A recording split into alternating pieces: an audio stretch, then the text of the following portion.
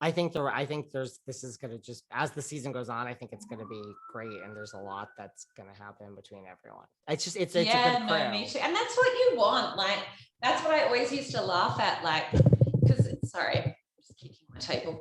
Because it's almost like even the viewers, you know, they would be like, she did this or she did this and rah, rah, rah. It's like, yeah, you don't want a perfect crew. If it's a perfect crew and everything runs perfectly, it's a boring fucking TV show.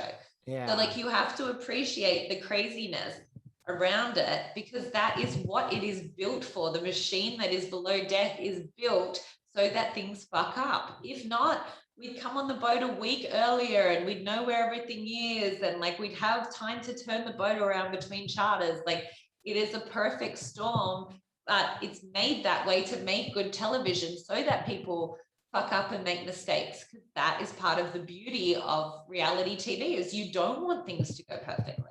You want the drama. Yeah. Well, talk to us about your podcast, Dear Reality, You're Effed. Where did you come up with this title? How did you decide to start a podcast? Tell me everything.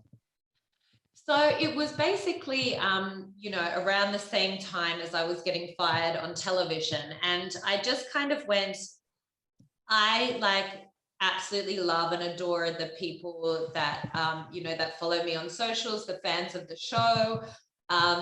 And it was kind of a way to stay in touch with them and for them to stay in touch with me in a way where I wasn't obviously on television. So the whole thing kind of started because when we moved into our old house, I found one of my childhood diaries, and it was like a fucking 13-year-old devil had written it. It was so bad. I was reading it to the girlfriends, to my girlfriends who were helping me, and they were laughing so hard.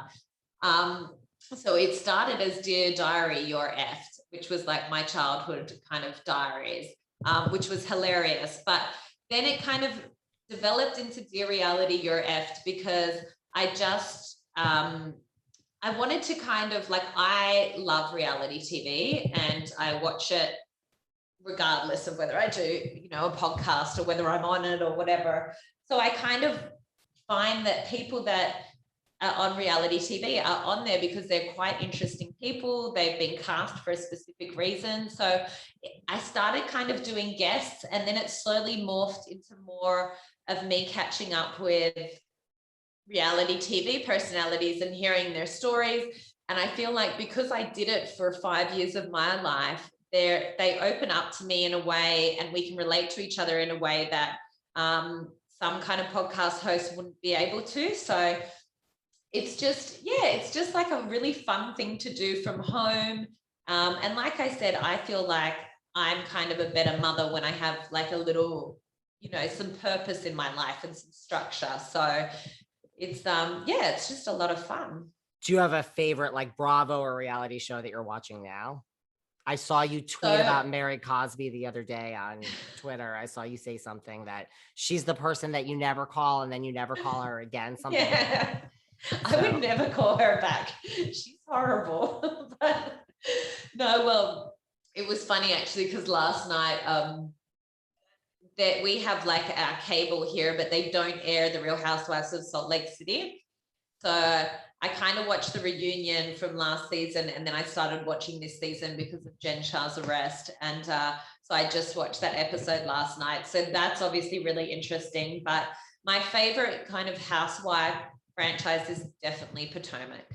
I just think they're fucking amazing. And I'm so glad that they're finally getting the credit they deserve. I feel like they've been bringing it since season 1, and now people are starting to kind of realize how good they are. They're in the game. Like, I think after last season, it was like, okay, Potomac is here. Like, I've had Giselle on my show, and I mean, I've even asked her, I said, like, you understand, like, you never got the respect. And she was like, I get it. And we do now. Yeah.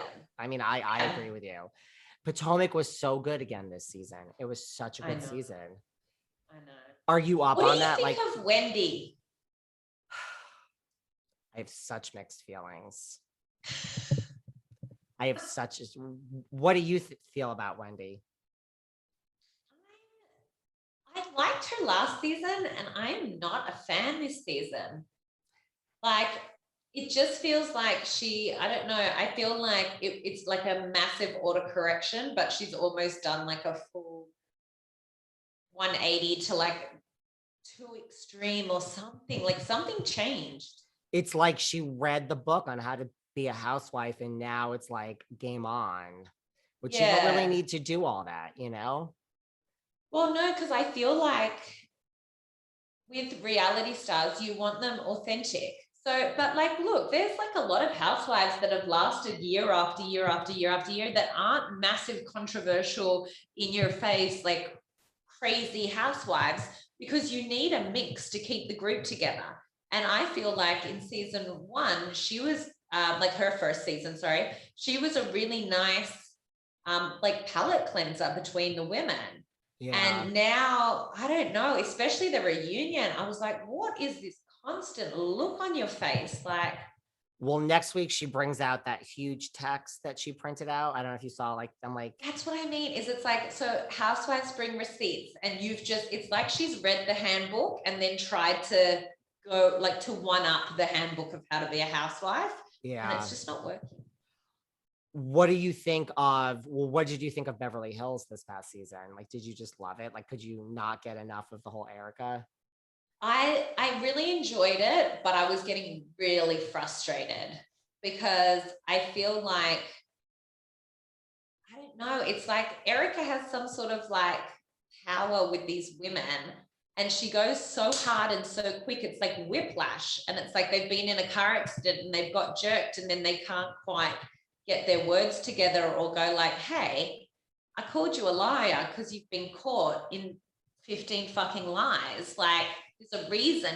I just want her to go and spend one night with the fucking Atlanta women or the New York women, and then they can come bring all their questions and then we can like put it to bed. That's what I said. I'm like Potomac or Jersey. I'm like, Erica needs to be dropped in Jersey or Potomac for just one episode and she will get the shit kicked out of her. It's like, Yeah. it was, especially at the reunion, like everybody was afraid of her. You're like, this just, why? But she even seemed to manage to hoodwink Andy a bit. Because I was Well, like, the reunion, there's no way she'll be able to twist and turn. And like, she still managed to kind of squirm out of it. well, my whole thing was like, Andy's basically come after Mia and Candace at this Potomac reunion and basically told them they're disasters on social media. Did you think of maybe bringing that up to Erica? I mean, he kind of did, but not really. I feel like Andy was kind of like, gives it to the Potomac and like, you're backing down from Erica. That's what I thought. Yeah. Like, talk No, about but a I feel disaster. like everyone does. Yeah. It's interesting. It's strange. Do you watch shows outside of like Selling Sunset? Like, do you have like Netflix, like that type of reality? Well, I mean, you have Yeah. Netflix, So of course. I love Selling Sunset. Our It's the first best show. lockdown, yeah, we got addicted really badly. We'd never seen 90 Day Fiancé before. And we went into lockdown and I was pregnant. So it was like, I don't know, we watched something like 9 seasons. And those episodes are like an hour and a half long or something without ads. And we like got through like 9 seasons in about 4 or 5 months. It was disgusting, but so good. It will like drag you in. Do you have a favorite guest that you've had on your show, and like who's like on your wish list now that you're doing interviews? Like if you could interview anyone. So do you know Savage Garden? No. No. So they were a massive pop band over here in Australia in the 90s. So I had him on and he's a massive fan of mine and I am a massive fan of his. So I kind of was just sitting there like, oh my God, oh my God. Like I used to sing you when I was 12. This is crazy. So isn't that great? Like when Darren you have on. right, like when you have like I've had like actors and actresses where I'm just like, I have to tell you at the end, like I'm such a fan of yours. Yeah, yeah.